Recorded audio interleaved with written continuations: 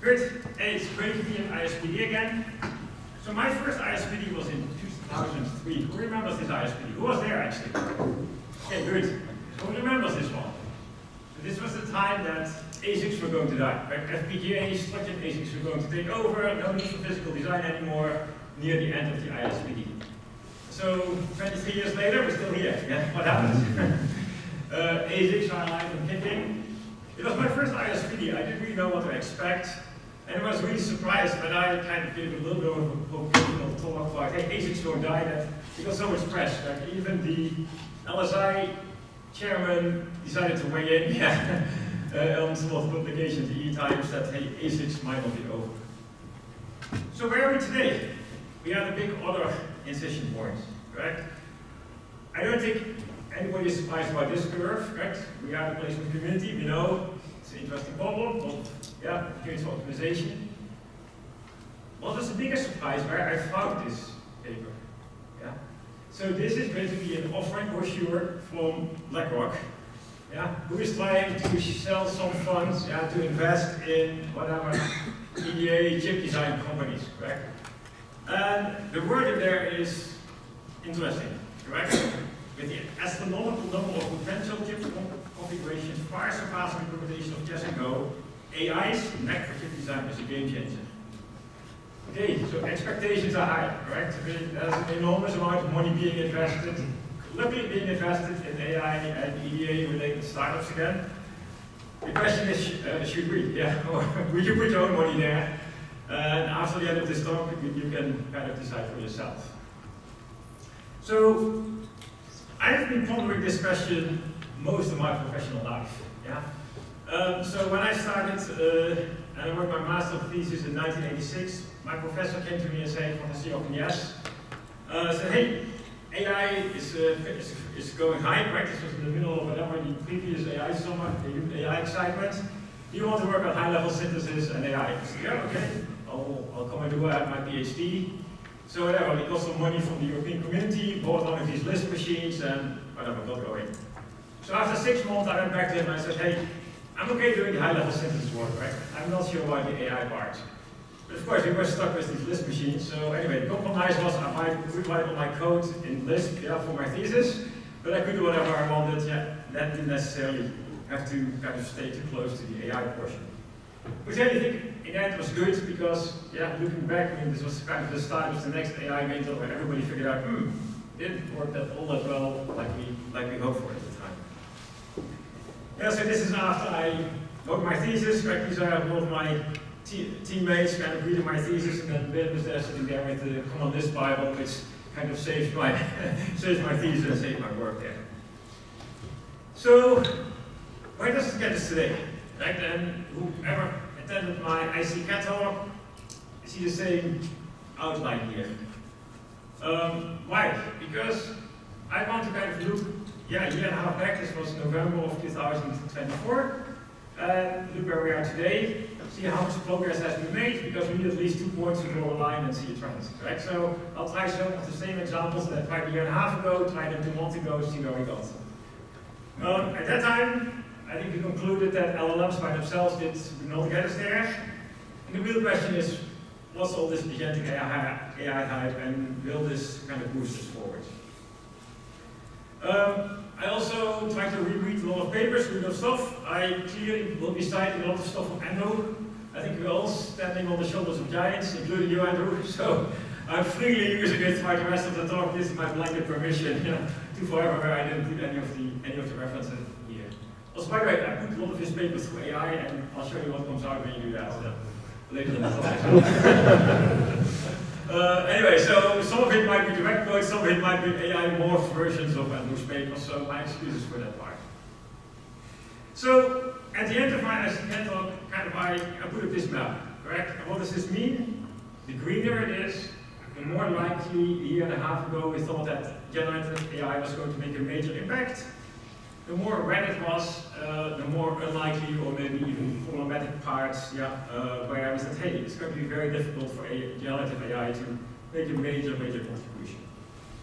So clearly, ask EDA, we call this an IBM, is basically, hey, just give me documentation, lookup, design parameters, basically lots of stuff. Yeah, basically a chatbot for EA works really, really well. So let's look at the upper left and start to look at kind of design and logic design and verification, how that has progressed. So a year and a half ago, I asked for an ARM core in TSMC technology, refused to do it, gave me some help, but the help was the SPICE netlist with an inverter and a D flip-flop, right? Not particularly helpful. So a few weeks ago, I asked Bob, which is kind of IBM's code all assistant, which has access to a pretty good range of models. Hey, can you do this again? Right? Can I get an A78? Can I get a TSMC technology? And he said, no, you can do it because it's proprietary. So I tried to prompt it 12 different ways, yeah, but I couldn't get it to do. Right? I cannot, and I will not create one. So victory for the lawyers and IBM, I guess. Yeah. At least we cannot get outside the boundaries. But then it also pointed out some interesting technical impossibilities, right? Like, hey, well, it contains a million of instances. Okay, I guess it doesn't like that. Not sure why, yeah. And then, of course, you need access to a bunch of proprietary stuff. But then it also gives you good advice, you know. It said, hey, if you want a RISC-V version ARM, I can help you, right? And I can give you EA scripts and a bunch of other stuff. And I was thinking, okay, but I still need the technology. And I remember, okay, we have this open SkyWater technology. So why don't I ask him just, hey, give me a RISC-V processor in SkyWater? And lo and behold, right? Started to think, started to plan, put a nice plan together. Yeah, what do I need to do? Create the RTL, create the test bench, create simulation script, synthesis script, and basically, yeah, I think what was it? $1.30 later, a million tokens later, I had a RISC-V. With a fairly complete instruction set. So, major progress, right? Thanks to Open Road and everything else, yeah, there was a complete set of synthesis and scripts there, which pulled in all the right technology files. There was even a help file that said how to install basically Open Road and Varilator and OpenSys there. So I decided not to install the open source, yeah, and just asked a couple of people at IBM, hey, can we just replace IBM with the IBM synthesis and our Verilog simulator, and started to simulate. Unfortunately, half the test cases passed, the other half didn't. Okay, that was kind of painful. So I started to look at it. I started on Friday afternoon, it was Friday midnight, I basically gave up, passed it on to one of my guys who's a better logic designer, better simulator guy, Ali, and asked him, hey, can you take a look at this? So I started to feel a little bit like a guy in the middle here. Yeah, I spent a lot of hours trying to debug it to say, okay, why is this not working, right? Because it looks like the instruction set is correct. So Ali will back to it, yeah, sometimes Sunday afternoon, and at one point at 9:40 p.m. on Sunday night, he basically gave up too. He said, okay, I can figure it out, Bob can figure it out, that's it. Hour later, he slapped me again and said, hey, I couldn't let it rest, I had another idea. So basically what he did, he basically took the design, took it to another LLM, led it to be the critic, and said, hey, can you inspect why this is not working? Unfortunately, we didn't have access to basically all our test sequences, like our test generated sequences, our simulation sequences, to easily feed them in. So what he did was very simple. He took just a screenshot of the current simulator and fed it to the other LLM. SPICE read, basically this screenshot. 5 minutes later, it basically had figured out the problems. Yeah, it had figured out that basically it created some multi-cycle stalls. Yeah, basically there was some timing mismatches. So all the logic was correct, but really the timing and where the clocks were kind of misaligned between the various stages of the processor. Like, these are kind of nasty errors to find, and it's also the type of stuff that you expect from a model. Like, yeah, let's say this, right? No special training for RTL. Like, this is just vanilla models out of the box. None of the special training for RTL was applied here. But anyway, with a little bit of prompting, surprisingly enough, it was actually able to find these problems and resolve them quite quickly. Created a nice document of everything needed to be changed, load that document back into Bob, it executed this, changed all the Verilog, and everything was running 5 minutes later. So, very surprising, right? And actually the most surprising part was, yeah, maybe you shouldn't be feeding all these zero-sum ones from the simulations in there. Maybe just getting the picture in there was actually amazing how effective this was. So, a year and a half ago, we were all ridiculously worried, like, hey, we're training all these models on these large number of programming languages, and there's all this tiny little VHDL and very long, it's like these little boxes somewhere in the far right corner. Yeah.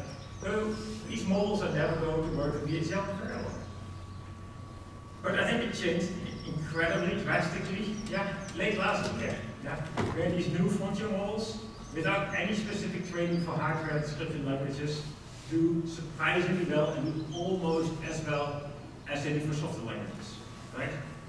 And clearly, I think we all know that for software, generative AI is a really good phase, right? I mean, software has a good structure, well-defined rules. There's an enormous amount of programs out there that you can do pattern matching on.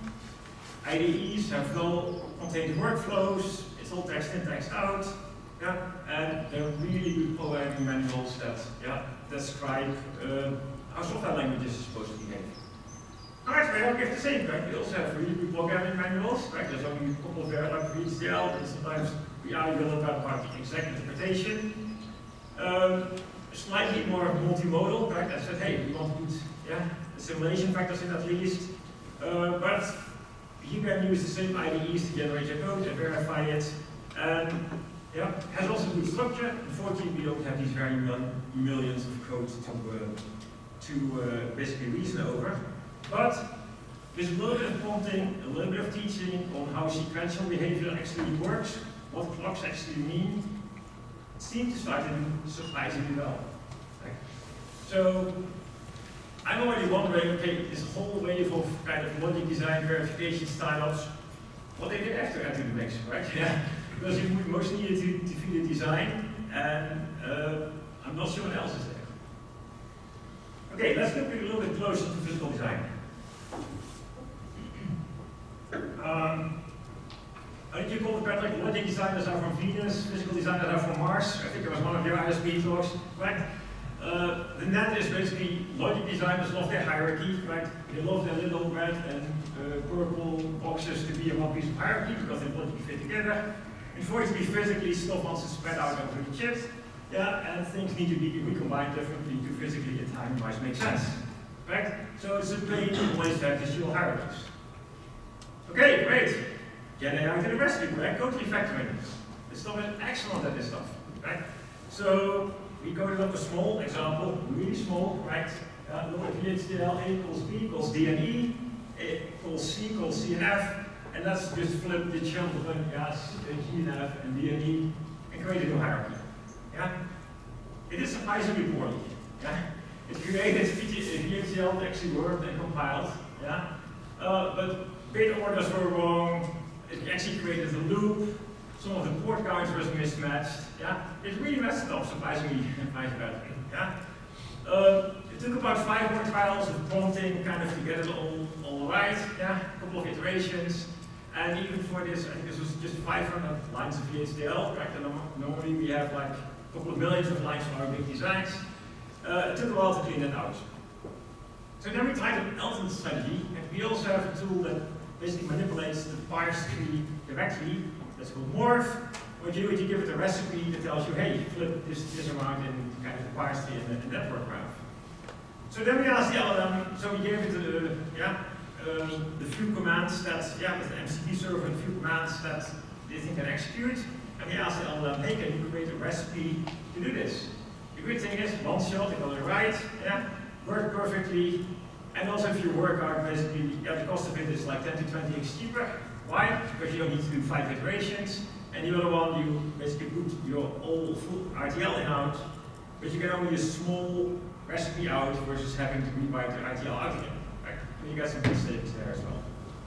So in general, this already starts to work a little bit less good.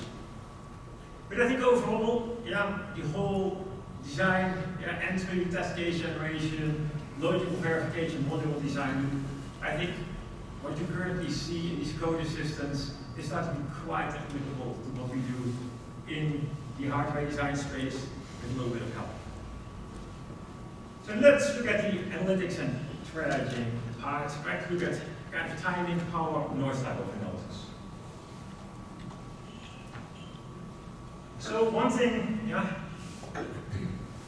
that I want to warn for. right? And we all know garbage in, garbage out. Yeah? The good thing is if we get garbage out of our programs, we kind of recognize it as garbage out. The problem when it comes out of these Gen AI systems, it looks incredibly nice. Yeah? So it's very suspicious. I mean, you don't suspect it to be garbage coming out. Yeah? And even as humans, it's really kind of difficult to say, hey, did actually something good come out? On top of that, if you feed that to the next agent, it takes just the golden truth. So errors propagate very, very rapidly. Right? So even if you have like 3%, 5% error in your first agent, you chain a couple of them together, it quickly deteriorates into what Marco and Jenny from Goldman Sachs call basically poison, really poison the system.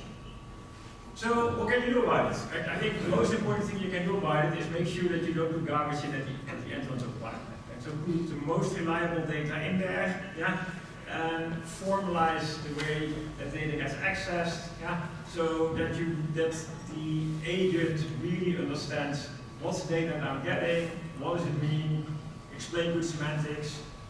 So we have databases running basically for our designs. It's called DD. You have a timing visualizer, which actually can visualize the timing graphs. They all kind of running as REST APIs and IBM for all the current set of designs. So these are some of the golden data. So we put a bunch of MCP servers on there, clearly define kind of the semantics of what data it can get out of it. And said, okay, let's try to analyze some of our worst paths. And again, works surprisingly well. So Jesse, this is your design, right? We have, what's the core, 20 million gates? So I think this is two pretty large designs. It's a path that is multiple cycles, about like 5 cycles that go around. And the prompt is pretty straightforward. It says, hey, my design yesterday looked really good. My design today looks a lot worse. Especially the 64-bit data path that's coming out and kind of hitting here. Can you tell me kind of the differences? That's all that it took the prompt, right? We told it how to find the actual running graphs. We told a little bit, if you see basically bundles, it's basically buses. So we told it how to kind of look at the bus, registered the right commands there for the MCP servers. Let it basically search around for these graphs and run for these buses. And lo and behold, after a minute or so, we get actually pretty good analysis. Right? It says, hey, first these things are too far apart, no surprise. Secondly, even if you take that into account, some of the wires are just right along. You have more buffers. The type of buffers that you use are no good.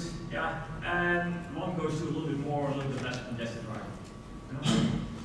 Interesting updates were pretty much ordered in the order of significance, which was a little bit of a surprise to us because we didn't do any normalization yet, right? To kind of compare congestion metrics versus amount of time missing versus buffer sizing.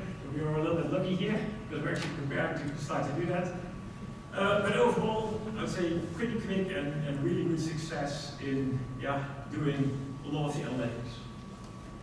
So I think the net is if you have enough reliable data,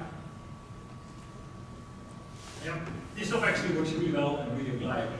Right? And we can start to build on top of this.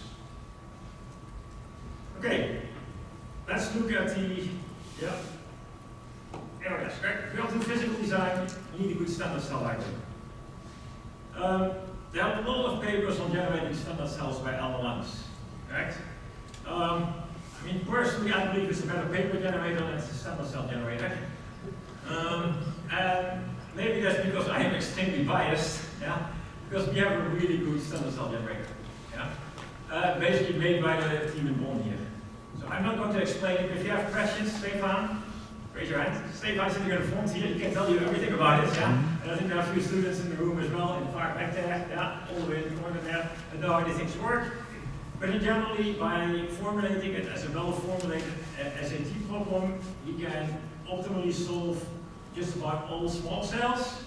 For the largest, there are a few heuristics that get us really close to optimal, not necessarily completely proven. And it's very nicely to consider that, hey, you want wiring at F3 or you don't want it, you want pins or coming in on this side or that side to be more or less accessible. It's actually really good at doing this. and it's nice, deterministic, and predictable. Is Igor actually the panel tonight, or? Yeah, okay, so if you want to know why, so I think he basically says, hey, if a problem is really good for a set, it works pretty poorly for LLMs. Actually, you can ask him that question tonight. I'm not going to spend a lot of explanation of why that's the case. But it starts to hint a little bit at where some of this generated LLMs are not before. Right? So one, actually good, very well with the statement of Martin, right? Discrete reasoning and some computer science problems, I like the sum in there, continue to have exponential complexity. Yeah? Unfortunately, which problem do we have in physical design that has not, has no exponential complexity? Very few, correct? But that means that a fixed token space, no matter how large, cannot solve these problems. Yeah, so remember this. There is no way that you're going to capture all these configurations in a fixed token space. So you're only going to hit a very, very, very, very, very small subset of this. And again, this is all good for debate, right? I hope that by Wednesday afternoon, we'll have had a lot of discussions throughout this workshop. This is just my opinion, and I hope I'll give you some data back out. But therefore, I don't believe that building a large circuit model that tries to encompass this data space is ever going to work. Just because there are too many permutations, and the chances that some of the usual ones are in there that you really need to drive your optimization are extremely, extremely small. So I think we need to go and look at other ways kind of how to deal with this. So I decided, let's take a step back and look at our physical design flows. So the good news is they all look the same, right? One side you see IBM's flow, and the other one I picked up from a paper, And I think the good thing for this audience, I don't have to spend too much time kind of to explain what goes on each of these steps. However, if you look one level deeper, and of course these guys did a great job, there's about 10x more boxes on this chart. Right? And these are all the steps that you take inside your physical design optimization system to deal with whatever permutations or whatever shows up. If you go into real system, I know we can ask Chuck about Novis, I know, for example, inside our Germans and PDFs, I think if you would draw the chart, it would be more like 1,000 boxes. Because there are so many more detailed steps in there, that kind of each may be different and make it different depending on which configurations, which technologies come in, which designs you have, whatever you do. So, how do our designers practically deal with this, right? You give them a huge set of parameters, to configure a flow through this massive amount of tool, to basically, deal with technology, deal with special characteristics from the libraries, with some of the IP that comes in, deal with a lot of the EDA tool flaws, which we then call features, and try to kind of capture some of the understanding of the design itself. Okay? And by setting all these parameters, you basically get kind of one path through the design flow that you then hope works reasonably well for this design. Okay. Of course, this has become a kind of an unmanageable task for most of our designers because they have no idea what all these parameters really do. Half the AEs for the tools only know half the parameters either, so it has become nearly kind of an unmanageable task. The good thing, reinforcement learning to the rest. Correct? Where I say, hey, if I look at my design, I look what worked, when it went through each of these steps, got some good results. Maybe the next time when I write the same design, I use the same settings, and hopefully it will give me a pretty good result as well. And especially if you sample it a lot early on by running lots of different designs with different parameters, different configurations, hopefully you get a reasonable set that you can kind of then use throughout this design process. However, most at IBM at least have been very successful to get significant transfer learning. And to basically say, hey, if this worked for one class of designs, now we just take the same set of parameters, use them again, and hopefully it works again. We haven't figured it out. So I thought, okay, let me go and look at some of these EDA vendor pages because they probably have figured it out, and so I have some good examples before I kind of segue into the next part of the talk. So I go to my GenAI search agent and ask them, goes around, and this statement shows up, little quote. Yeah? Breakthrough engines can explore trillions of design recipes. Then, oh man, trillions? I mean, they admit the amount of parameters that they have.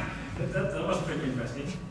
These models continue to train and accelerate convergence throughout the design cycle. Okay, it helps converge a little bit quicker and bleed over to impact efficiency and productivity of iterative designs. Back in then when you search these, nowadays you get a link to the original document. So I thought, okay, this goes to one of these SEC filing statements, right? Where, yeah, something like cadence or synopsis, basically they file and they say, hey, we think we're going to make $1 billion next quarter. However, if whatever TSMC fabs get closed in Taiwan, it won't happen. Yeah, if our AI doesn't work as well as we think it works, it won't happen, whatever. Yeah. Surprise, surprise, it actually went to a marketing document, yeah, featuring one of these tools. So that surprised me a little bit, yeah.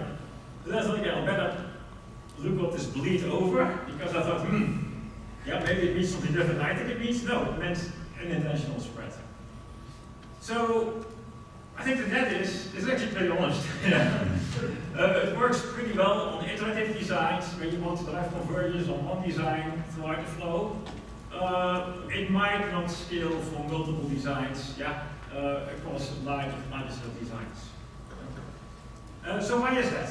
Why is that? I think the best wording that I found is basically in this paper that was published earlier this year. I don't know if this is an original quote, but at least I found it here, correct? That what's the problem with these reinforcement learning agents? Yeah, they try to overfit basically the particular design they're working on. Right? So they memorize solutions, but they don't really learn the rules of the system. Right? They don't really understand what rules of placement there are. They don't really understand what time optimization or power optimization what you're doing. They just memorize this pattern in, bunch of settings, this pattern out, and then, yeah, unless you can find the pattern in the big library, which you already said is pretty unlikely to happen, it doesn't know what to do next time. Right? So, okay, what do we do about this? How do we get around this? Right, now we get to the more speculative part of the talk here. So I said, okay, why don't I just take all these papers that Andrew wrote, a lot of the physical design papers, take a couple of good books on agentic AI, agentic design patterns, feed it all into Notebook LLM, and see if it helps me kind of devise a strategy how to deal with this. So it came up with a subtitle, which I think came out of my prompt somewhere, right? Closing the loop in physical design through agentic infrastructure. I have no idea where the big title came from the stateless tools and so on, the agents. I would actually say the states, the tools actually maintain a good amount of state. And I tried it 4 or 5 times. I have 5 25-page PowerPoint decks. Yeah? But unfortunately, it didn't help me get the rest of the talk done, except for a lot of pretty pictures. So the good thing is there's still room for us to think really through what we need to do with this and how to kind of position physical design in the agentic space here. What it did, however, Andrew, it really liked your magic screens. Right? So remember, we have all these parameters that we set when we run design through physical design flow. Unfortunately, that doesn't work well enough either. So we kind of precondition the design. We're saying, hey, don't round here, don't place here, because a little bit of a forbidden area. And for whatever reason, we made a beautiful graphic of your concept of magic screens and pull that out. I think one snapshot that it got right is really the problem of dealing with very kind of long runtimes, right? We have only limited context windows that we can feed. Yeah. We have extremely long running physical design jobs, like mostly a couple of days. Yeah. So how do you get information kind of from one stage to the next? Yeah. In a way that actually still fits into kind of the token space of the models, yeah, so that it can deterministically make progress, yeah, get to kind of well-defined goals, yeah, where each of these goals are actually met, so we don't get propagation of errors, yeah, and still carry along enough state space and have a model kind of to make meaningful progress. Right? Very complex equation to get it all right. So clearly, yeah, notebook LM did not help me kind of get all the right answers. Okay, so I started to read this book myself, Agentic Design Patterns. I mean, the good thing is, yeah, you can, after you've read this, you know everything about line graph, so I learned that part. And it has really pretty good insights in how to deal with agentic design patterns. So it has a nice picture there as well, right? How these agents work, and the mission. Okay, what's our mission? PPA, right? Rank PPA. Get the best power performance in the area. Yeah, so I think we all agree on that part. Scan the scene, right? What's going on with your design, right? Yeah, which is the timing analysis, area analysis, power, congestion analysis, figuring out basically where the problem spots, what's going on in my design, how far are we kind of with respect to the goals. Think it through, right? What am I going to do next? Yeah? Usually you say, hey, I'm going to work on the critical region, trying to make it faster, I'm going to work on the non-critical region, trying to make it less congested, or yeah, get power down, yeah, look at highly switching areas, try to move the switching apart a little bit, not create error problems, you name it, right? So there's sort of, hey, what do we need to go work on to make it better? And then there's a lot of actions that you can take, right? You can replace designs, you can size them up, size them down, you can VT swap them, you name it, right? Reroute, replace, kind of to get some of these parts better. And then there's the last part, right? Learn and get better. Yeah, how do we do that without kind of memorizing specific solutions, but really understand, yeah, what these actions, what these drivers that drive these actions really do, right? Can we get to a model that can do this correct?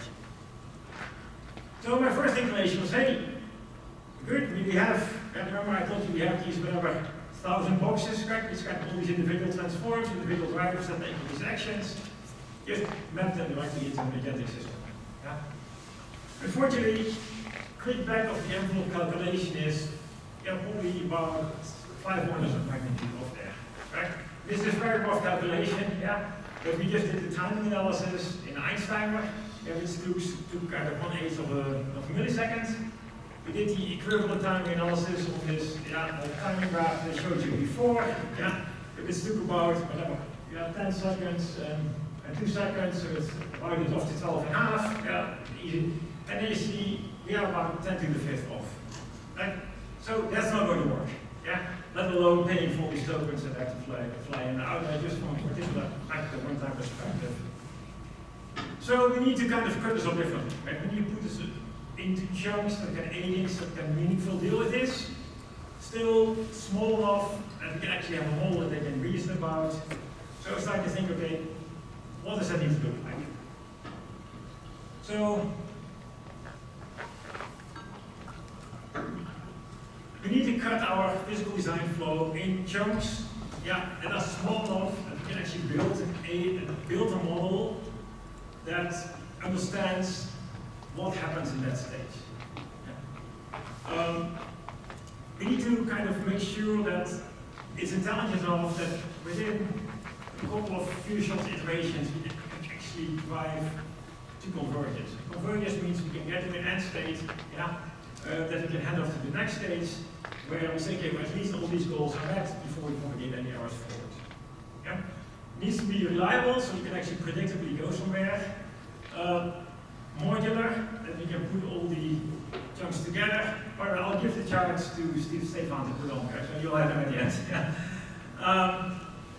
So that we can really get from a clean state to a clean state to a clean state.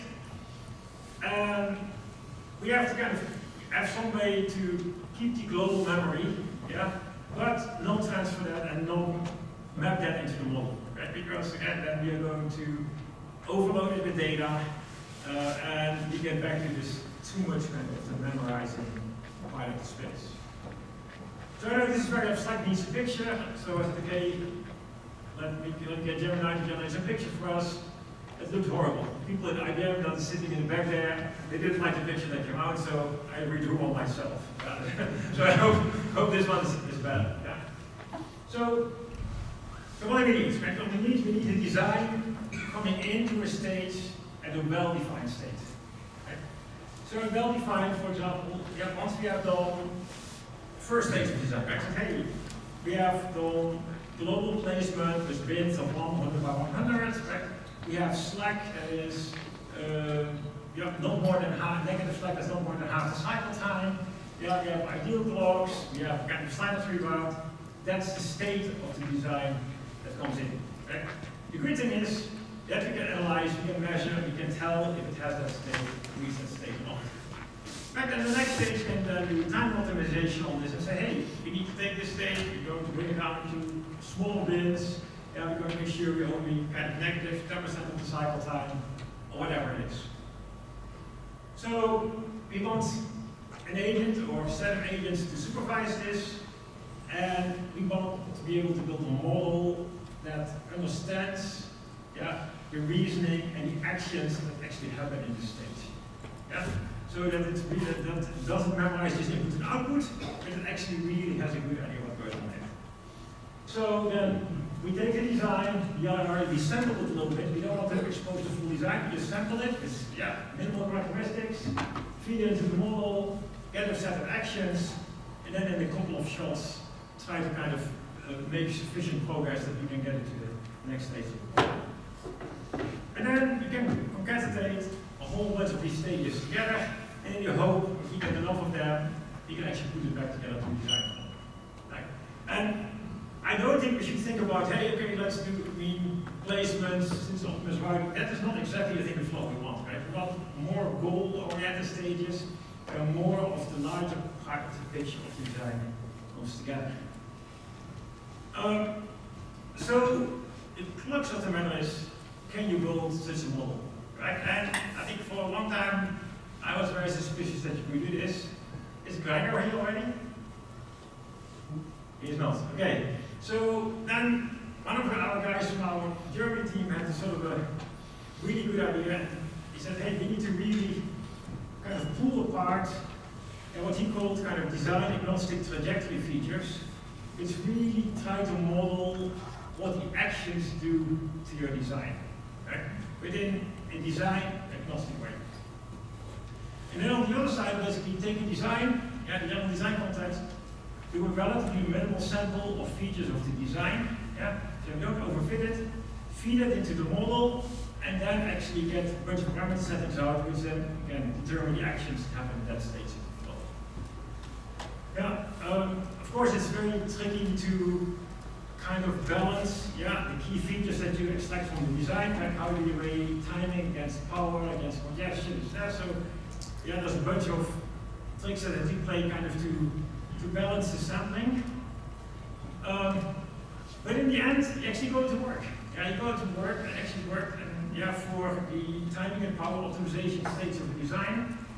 And once you work in the background, disappears a little bit, but you see a zero shot, which is kind of a green dot. After we trained the model for a while, you were able to kind of take the zero shot to get to the green dot, which is pretty good. And then with a couple of iterations, with 5 iterations, we're able to get to the orange dot on some of the designs, right? And get to a reasonable point, get to the best point from a power perspective. I think our congestion metric is like 93, 94. We believe everything is writable, everything above it starts to be suspicious. So we just got in the right set of the realm. So I think there's a proof of concept that you can actually build some of these models. Can you do it for global placement? I don't know yet. This was I would say, the easier part of timing power optimization. This is a little more predictable part of the flow, a little more contained, admittedly. But I think it has some merit to kind of start to build it up from there and start to kind of decompose our design flow together. So how do you kind of then feed this into a set of agents? I think the key is that you have one agent, which I think many agentic systems called kind of supervisor agent, which really owns all the key resources, right? So say, so much time, so much AI, so much power, and kind of hands it out, right? Hands it out to parts of your design, hands it out to key transformations, key actions that need to improve it. It decides who's going to work on what, and it really determines if the goals are reached, yeah, or if it needs to basically throw more horsepower in it to get to that particular goal. And it only is kind of declares success when it reaches the next particular clean state and hands it off to the other part. And then the specialists are basically the actions that actually work on your design and actually make it better. So I think lots of work to be done, but yeah, I think there's a lot of thinking that we need to do in really how do we refactor our entire physical design flows and make them ready for the agentic age. Right? I don't particularly believe that you have agents interact with our PD systems by just rewriting the current tickle scripts that we have and randomly ordering them is going to lead to any major success. Right? I mean, I remember the early days of GNS Genetic Network, and Andreas and Lucas said, "Oh, let's reorder all our synthesis scripts to see if we can find better solutions." I think the only thing that we found out at that time is that it was a great way to find bugs in your code, because most of the reorders didn't work. It was very difficult to get better results. So I think we need a much more staged approach kind of to go there step by step. Okay, so far I talked about how maybe the agentic systems allow us to kind of recompose our physical design. What I haven't talked about is, hey, how do we actually make the optimization engines themselves better? Right? Is there something on the horizon that can really get us much more powerful core optimization? So one of the things we have been looking at is basically looking at quantum. And Andrew, I took your picture. I think there's one piece missing there, which is the QPU, which is really a quantum processor. Can you put that kind of as an equivalent as a GPU to do key optimizations for you? I think the answer is yes. Right? The good part is, you see Andrew draw it correctly, right? Under the cloud layer, there's the QPU and CPU layer. If you see basically the paper that IBM published last week, and there's a link at the bottom on how to do quantum-centric supercomputing, basically make classical computing work with the QPU. You can start to basically take kernels of your computation, run it on a quantum computer, merge it in with basically computed habit on the classical computer, and basically get key accelerations of key parts of your algorithms. So we have a couple of systems out there. Most of them are in Poughkeepsie, where I'm located as well, in one of the buildings next to us. And then there's actually a couple of, there are two machines right now in South Germany, close to Stuttgart as well. There's various of our clients at them. So, can you do useful stuff in physical design? I don't know yet. But I think one of the papers that came out in December, which is an interesting read, is basically multi-objective optimization min-cut. Right? Min-cut, we do it all the time. Right? And what they argue is that for single objectives, they do pretty well. And as soon as you go to multiple objectives, most of our current kind of heuristics and optimization algorithms don't work as well. And the great thing about quantum computers is that you can sample the multiple objectives in one shot and very rapidly basically get the whole parameter curve out there. So what you see on the right here is basically the difference between the optimal solution, which is the dotted line, whatever the Pareto volume and what any of these algorithms get after quantum iterations. And this blue wave on the top there is basically what the quantum algorithm gets.